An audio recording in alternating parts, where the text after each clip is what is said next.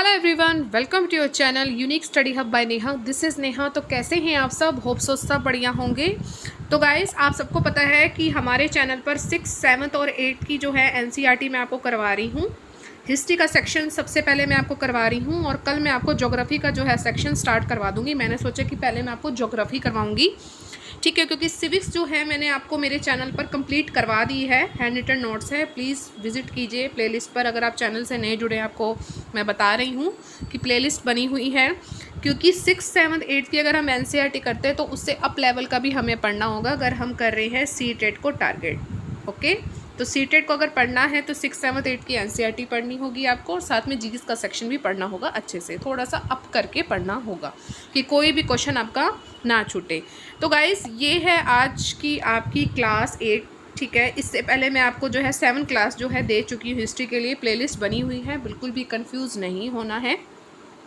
आपको जो है 6, 7 और 8 की एक ही प्लेलिस्ट में आपको ये सब जो है मैटर मिल जाएगा। ये मैं चैप्टर के हिसाब से जो है आपको करवा रही हूँ, लेकिन चैप्टर नेम मेंशन नहीं है। जो जो इंपॉर्टेंट पॉइंट्स है बस वही मैं आपको करवा रही हूँ, तो बिल्कुल भी कंफ्यूज नहीं होना है, ठीक है। वीडियो के एंड तक बने रहिएगा। वीडियो अगर अच्छा लगे तो please like, share and subscribe आप ज़रूर कीजिएगा। तो चलिए गाइस, आज की वीडियो हम अपनी स्टार्ट करते हैं। चैनल से नए जुड़े हैं, पहले की 7 क्लासेस देख लीजिए और आज की 8वीं है, ठीक है।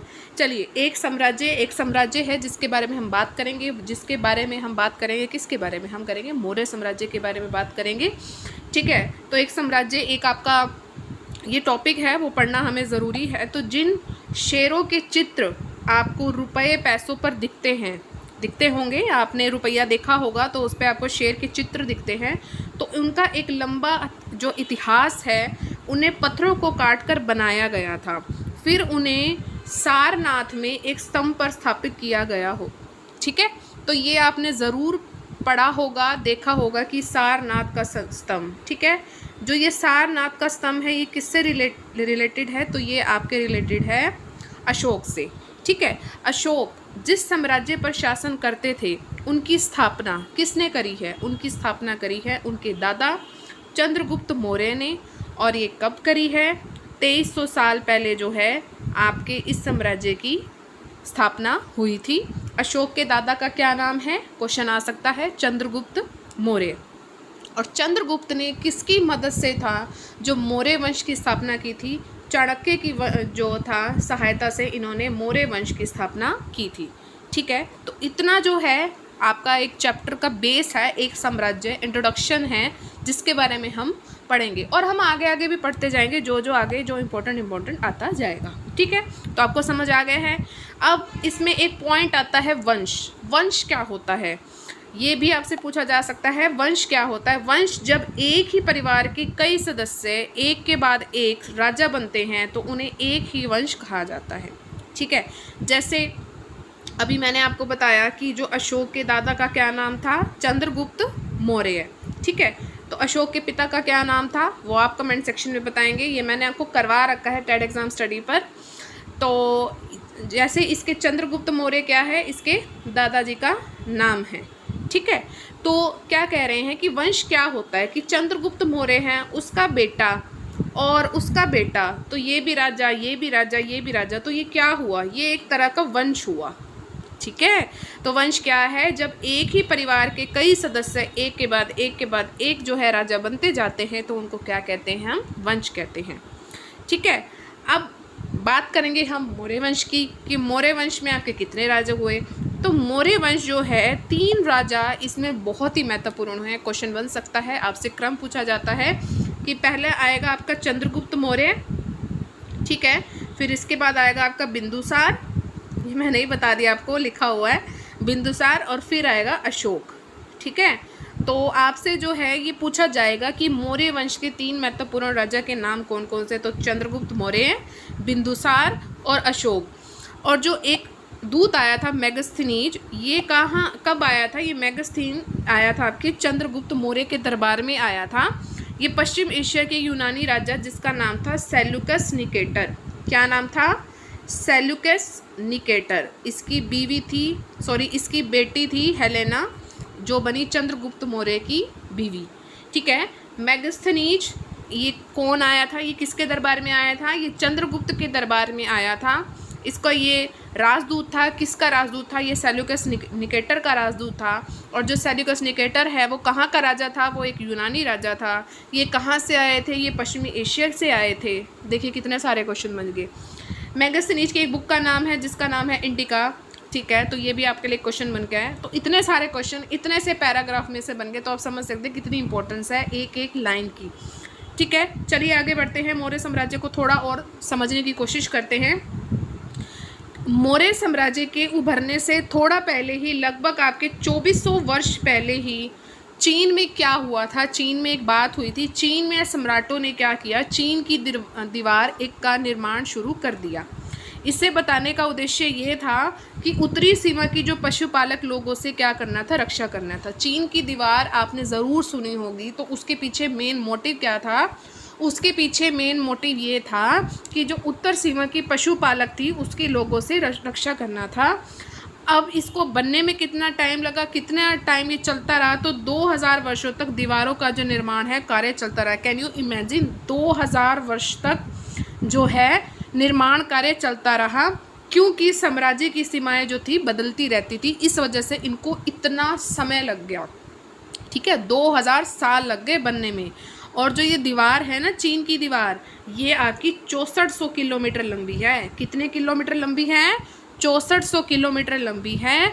और हर 100 से 200 मीटर की दूरी पर इस पर निगरानी रखने के लिए आपके बुर्ज बने हुए हैं। क्या बने हुए हैं?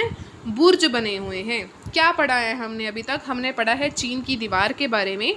चीन की दीवार क्यों बनाई गई? क्योंकि जो वहाँ पर पशुपालन था उसकी लोगों से रक्षा करना था। ठीक है, और इसको बनने में कितना समय लग गया? इसको बनने में लग गए 2000 साल। ऐसा क्यों हुआ? इतना टाइम क्यों लग गया? वो इसलिए लगा क्योंकि इसकी जो साम्राज्य की सीमाएं थी वो बदलती रहती थी, और हर 100-200 मीटर की दूरी पर आपके बुर्ज बने हुए थे। ये आपके सारे क्वेश्चन बने हैं। दोबारा इसलिए रिपीट कर रही हूँ ताकि आपको क्लास में ही याद हो जाए।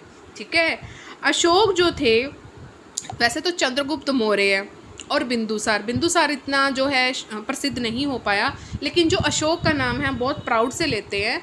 ठीक है, तो अशोक जो है मौर्य वंश के सबसे प्रसिद्ध शासक थे। वे ऐसे पहले शासक थे जिन्होंने अभिलेखों द्वारा जनता तक संदेश तक पहुंचाने की कोशिश की। ठीक है, अभिलेख जो है सबसे पहले किसने लिखवाए थे? सबसे पहले आपके अशोक ने लिखवाए थे। ठीक है, जेम्स प्रिंसेप ने इन अभिलेखों को सबसे पहले पढ़ा था। ठीक है, तो सबसे पहले अभिलेखों पर इन्होंने जितने भी अपने संदेश थे, यानी कि इनका क्या भाव था कि जो मेरे आगे आने वाले जितने भी मेरे पुत्र हैं उनके पुत्र हैं, तो जो मैं सोचता हूँ वो उस चीज़ को पढ़ सके और समझ सके कि मैं कैसा था। ठीक है, इसलिए उन्होंने अभिलेख लिखे। अभिलेख के बारे में आपको मैंने बहुत अच्छे से समझा रखा है कि अभिलेख होते क्या हैं। ठीक है, तो मेन कारण क्या था कि जनता तक आपको संदेश पहुंचाने के लिए इन्होंने क्या करी? कोशिश करी। और अशोक के ज़्यादातर जितने भी अभिलेख हैं वो आपके प्राकृत भाषा में हैं और ब्राह्मणी लिपि में हैं। ठीक है, तो ये चीज़ भी आपको याद रखना है, प्राकृत भाषा में और ब्राह्मणी लिपि में जो है इनके अभिलेख हैं। इंपॉर्टेंट क्वेश्चन है ये, आपसे डायरेक्ट पूछे जाते हैं। और आप देखते होंगे मैं SST के आपको अगर MCQs करवाते तो ऐसे क्वेश्चन आते हैं, तो ऐसे ही क्वेश्चन आते हैं भाई CTET में। इन्होंने एक जो है धम वर्ड का यूज़ किया है। तो धम क्या है? जो धम है वो संस्कृत भाषा का धम का क्या है? धर्म का क्या है? प्राकृत रूप है। धम जो आपका ये धम है ये धर्म का जो है प्राकृत रूप है। एक कलिंग का युद्ध हुआ था। कलिंग का युद्ध जब हुआ तो इनका हृदय परिवर्तन हुआ। ठीक है, ये स्टेटमेंट है एक। जो कलिंग का युद्ध हुआ था आप सबको पता है, तो ये जो कलिंग है तटवर्ती उड़ीसा का प्राचीन नाम है। ठीक है, ये बहुत ज़्यादा इम्पोर्टेंट है। ऐसे ही डायरेक्ट आपसे क्वेश्चन जो है पूछे जाते हैं। जो कलिंग है आपका तटवर्ती उड़ीसा का प्राचीन नाम है। ठीक है, एक और स्टेटमेंट है जो आपको याद रखनी है। जो अशोक है वो आपके बुद्ध के उपदेशों से प्रेरित थे। किसके उपदेशों से प्रेरित थे? बुद्ध के उपदेशों से ये प्रेरित थे। अशोक ने धम्म के विचारों को प्रसारित करने के लिए कहाँ कहाँ अपने दूत भेजे थे, ये क्वेश्चन आ सकता है। देखिए थोड़ा सा ब्लर हो रहा है क्योंकि मुझे अभी ये सही तरीके से करना नहीं आ रहा है, लेकिन मैं कोशिश करती हूँ कि हाँ मैं आपको अच्छा कंटेंट दूँ।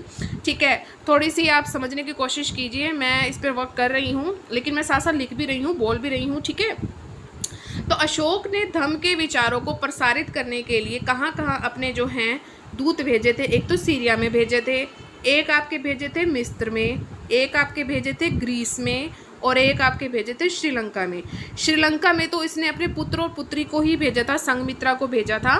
ठीक है, तो सीरिया में अपने दूत भेजे, मिस्र में अपने दूत भेजे, ग्रीस में अपने दूत भेजे और श्रीलंका में। तो ये आपका क्वेश्चन बन सकता है कि अशोक ने धम्म के विचारों को मतलब प्रसारित करने के लिए कहाँ कहाँ अपने दूत भेजे थे। तो 4 जगह जो है अपने दूत भेजे थे।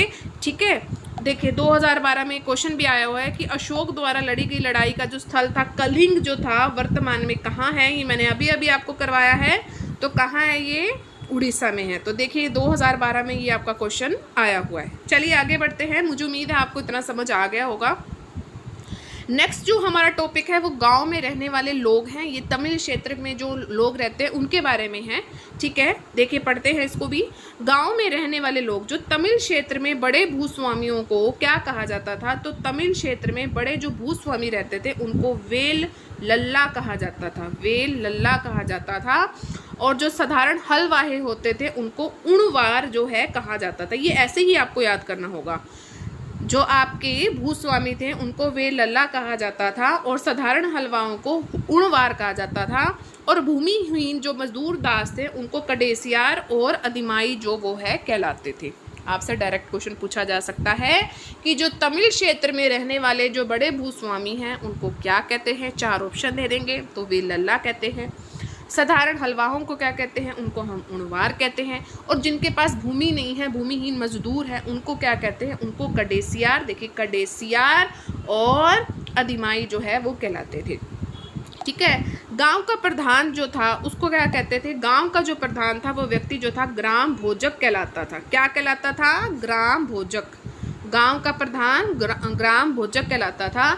अक्सर एक ही परिवार के लोग इस पद पर कई पीढ़ियों तक जो थे बने रहते थे, यानी कि ये जो पद था आपका आनुवंशिक था। कैसा था, आनुवंशिक था। जैसे हमने पीछे पढ़ा, ग्राम भोजकों के अलावा अन्य स्वतंत्र कृषक भी होते थे जिन्हें गृहपति कहते थे। ग्राम भोजक कौन थे, जो आपका गांव का प्रधान था। अब इन ग्राम भोजकों के भी अलावा एक अन्य स्वतंत्र कृषक भी होते थे जिनको क्या कहते थे, हम गृहपति कहते थे। ठीक है, तो इतना जो है आपको तमिल क्षेत्र में रहने वाले लोगों के बारे में इतना तो पता होना ही चाहिए। चलिए आगे बढ़ते हैं। जातक क्या होता है, ये आपका नेक्स्ट टॉपिक होगी कि जातक क्या है। जातक वो कहानियाँ होती थी, क्वेश्चन पूछा जा सकता है कि जातक क्या है, तो जातक क्या है, कहानियाँ हैं। कहानियाँ कौन सी हैं, ये कहानियाँ ऐसी हैं जो आपकी आम लोगों के बीच में प्रचलित है। ठीक है, अब इनका संकलन किन्होंने किया, तो बौद्ध भिक्षुओं ने है इनका संकलन किया। और जातक में प्राचीन शहरों के बारे में कहा, वहाँ जो गए थे नाविक और यात्रियों के विवरणों के द्वारा भी यहाँ पर पता लगता है। इससे क्वेश्चन क्या बन सकता है, ऐसे क्वेश्चन आता है जातक, आपको 4 ऑप्शन दे देगा क्या है, तो जातक आपकी कहानियाँ हैं। किन्होंने, ये किनके बीच में प्रचलित थी, ये आम लोगों के में प्रचलित थी। और किन्होंने इनका संकलन किया था, तो बौद्ध भिक्षुओं ने इनका संकलन किया था।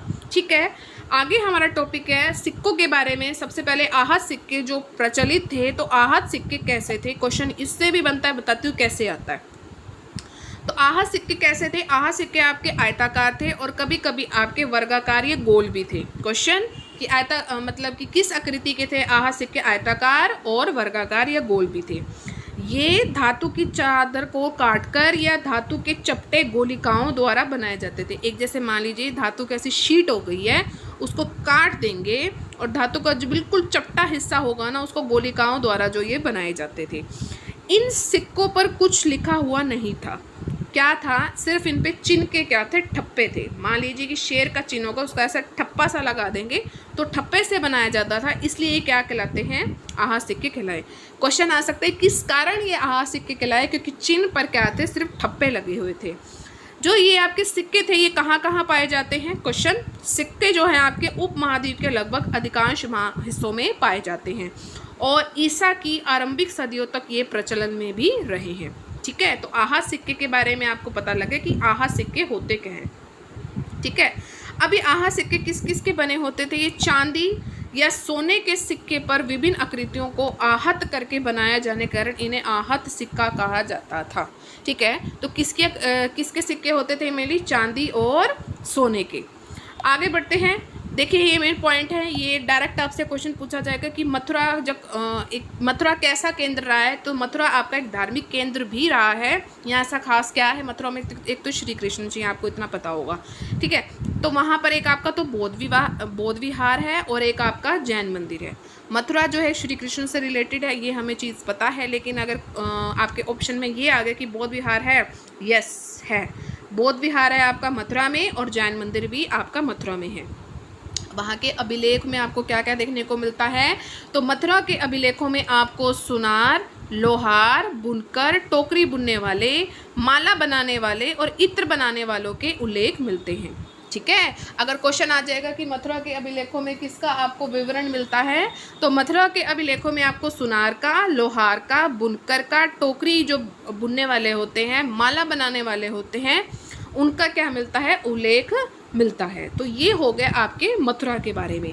हमने इस वीडियो में अब तक मौर्य साम्राज्य के बारे में पढ़ लिया है, आहत सिक्कों के बारे में पढ़ लिया है, मथुरा के अभिलेखों के बारे में जाना है, और जो आपके तमिल के लोग हैं उनको वहाँ पर क्या कहा जाता है। तो हमने जो है इतना कवर जो है कर लिया है अब तक। ठीक है, एक जो है एक ये टॉपिक और है अरिकामेडु, इसके बारे में पढ़ लेते हैं, इससे भी क्वेश्चन बनते हैं। ये पतन है आपका, जैसे आपको बंदरगाह होते हैं ना, वो पतन है। ये पतन वो वाला नहीं कि पतन हो गए, विनाश हो गए, पतन है। लगभग 2200 से लेकर 1900 साल पहले जो है अरिकामेडु एक पतन था। ये क्वेश्चन कब था? 2200 से 1900 साल पहले अरिकामेडु एक पतन था। यहाँ इस पतन में क्या होता था? बंदरगाह में क्या होता था? दूर दूर से जहाज़ों से यहाँ से सामान उतारे जाते थे। यहाँ भूमध्य सागरीय क्षेत्र है, उसके पास एक एम्फोरा है। एम्फोरा एक जगह है, एम्फोरा। तो यहाँ पर आपको क्या मिले हैं? यहाँ आपको इत्र मिले हैं, साथ ही यहाँ पर आपको जो है एरेटाटाइन जैसे मुहर लगे लाल चमकदार बर्तन भी आपको मिले हैं। ठीक है, इसे इटली के एक शहर के नाम पर एरेटाइन पात्र के नाम से भी जाना जाता है। क्वेश्चन आ सकता है कि जो इस पतन पर क्या काम किया जाता था? तो इस पतन पर काम किया जाता था कि दूर दूर से जहाज़ों से सामान उतारा जाता था। इत्र कहाँ मिले हैं? एम्फोरा नामक जगह पर आपको इत्र मिले हैं। एरेटाइन जगह पर आपको जो है मुहरें मिली हैं। मुहरें कैसे मिली हैं? तो लाल मुहरें लगे मिले हैं आपको, और बर्तन कैसे मिले हैं? लाल चमकदार हमें बर्तन मिले हैं। मैं आपको क्वेश्चन की सेंस बता रही हूँ, ये नहीं है ऐसे तो आप बुक्स में से भी पढ़ सकते हैं। ठीक है, मेरा मेन मोटिव रहता है कि आपको मैं वीडियो में ना याद करवाऊँ। ठीक है, बहुत सारे हैं, मैं आपको कहती हूँ कि 70% हाउस वाइफ होंगी, मैं उनकी चीज़ समझ सकती हूँ कि कितना मुश्किल होता है चीज़ों को याद करना। ठीक है, तो 70% अगर हाउस वाइफ है ना, तो मैं उनके लिए कह रही हूँ कि एक एक चीज़ को याद करना है। आप वीडियो देख लेंगे, PDF दे दी, उसके बाद क्या आपको याद ही नहीं रहेगा। तो मेन मोटिव ये कि साथ साथ लिखते जाएं और वीडियो को 2 बार देखें, तब आपको चीज़ें आराम से याद हो जाएगी। ठीक है, तो आप सबको पता है कि 6, 7, 8 की जो NCERT वो तो बेस है आपके लिए। अगर आप कॉम्पिटिटिव आगे एग्जाम में बैठते हो तो पहले आपको बेस करना होगा, और फिर उसके बाद हम किसी चीज़ को क्रैक कर पाएंगे। तो लाल चमकदार आपको बर्तन भी मिले हैं, और इटली का एक शहर है उसके नाम पर एरेटाइन पात्र के नाम से भी जाना जाता है। ठीक है, अरिकामेडु के बारे में इतना है। आगे पढ़ते हैं। अब आएगा रोम शहर के बारे में, इसमें एक उल्लेख मिलता है आपकी 6 से लेकर 8 तक की NCERT में। रोम जिसको कहते हैं ईंटों का शहर। क्वेश्चन बन सकता है कि किसे जो है ईंटों का शहर कहा जाता है? तो रोम को हम ईंटों का शहर कहते हैं। तो रोम क्या है? रोम आपके बहुत बड़े साम्राज्य की राजधानी था। ये कहाँ तक फैला हुआ था? ये यूरोप में उत्तरी अफ्रीका का चौथा पश्चिमी एशिया तक फैला हुआ ये साम्राज्य था। ठीक है, और इसके बहुत सारे शासक आए हैं, लेकिन एक नाम आता है अगस्टस का। इसने करीब 2000 साल पहले जो है शासन किया था, और उसने रोम को क्या कहा था? रोम को कहा था ईंटों का शहर। फिर से बता रही हूँ, रोम बहुत बड़े साम्राज्य की राजधानी था, इटली की राजधानी था, यूरोप, उत्तरी अफ्रीका और चौथा पश्चिमी एशिया तक ये फैला हुआ था। 2000 साल पहले अगस्टस आया था जिसने शासन किया था, और रोम को उसने क्या कहा था? ईंटों का शहर कहा था। दैट्स इट, सिर्फ इतना ही है रोम के बारे में। ठीक है, और व्यापार और व्यापारी आपके यहाँ पर एक टॉपिक और है रोमन साम्राज्य में। व्यापार और व्यापारी, दक्षिण भारत जो है सोना, मसाले, खास तौर पर काली मिर्च तथा कीमती पत्थरों के लिए प्रसिद्ध था। ठीक है, ये क्वेश्चन आपका आया हुआ है कि जो आपका इसको जो है काली मिर्च को काली सोना कहा जाता है, काला सोना कहा जाता है। तो दक्षिण में है ये, दक्षिण भारत सोना, मसाले और ख़ास तौर पर काली मिर्च तथा कीमती जो आपके पत्थर होते थे उनके लिए प्रसिद्ध था। काली मिर्च की रोमन साम्राज्य में इतनी मांग थी कि इसको काले सोने के नाम से बुलाते थे। क्वेश्चन कि काली मिर्च की कहाँ पर सबसे ज़्यादा डिमांड थी? तो रोमन साम्राज्य में थी। ठीक है, और रोमन साम्राज्य में काली मिर्च को किस नाम से जाना जाता था? तो काली मिर्च को ये जाना जाता था, काले सोने के नाम से बुलाते थे। ठीक है, आपको इतना समझ आ गया होगा कि रोमन साम्राज्य के बारे में हम पढ़ रहे हैं, रोम के बारे में हमने अभी पढ़ा है।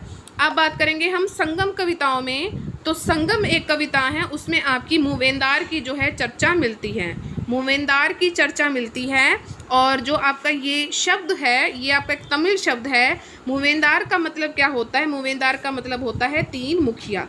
और मूवेंदार का जो आपको कहेंगे चर्चा कहाँ मिलती है? तो आपकी संगम कविताओं में जो है इसकी चर्चा मिलती है।